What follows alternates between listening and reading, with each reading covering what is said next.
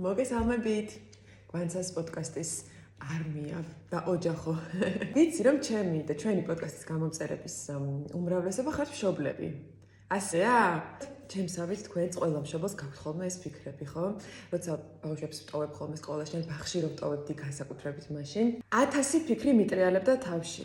როგორ ელაპარაკებიან ჩემს შვილს, როგორ ექცევიან, ნეტა როგორ ელაპარაკობს მასწავლებელი, როცა მშობლის თვალს მოეფარება, როგორ რეაგირებენ მის შეცდომებზე, ან რაღაცა როცა არ გამოუვა.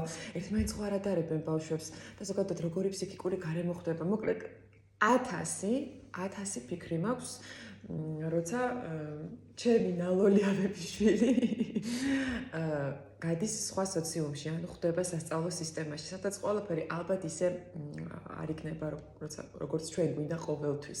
აი, ახალ ეპიზოდში კი, რომელიც სამშაბათს დაიდება, სულ მალე ყავს სტუმრად მასწავლებელი. სულ მაინტერესებს ხოლმე, როგორ ხედავენ ჩვენ მშობლებს მასწავლებლები. სულ იმას ვამბობ, რომ ვერასდროს ავიღებდი ჩემს თავზე ამ პასუხისმგებლობას, ამხელა წნეხს რომ ვიყო მასწავლებელი, მგონია რომ ეს არის ერთ-ერთი ყველაზე რთული და ძალიან საპასუხისმგებლო საქმე და ძალიან საინტერესოდ ვიმსჯელეთ მე მგონი.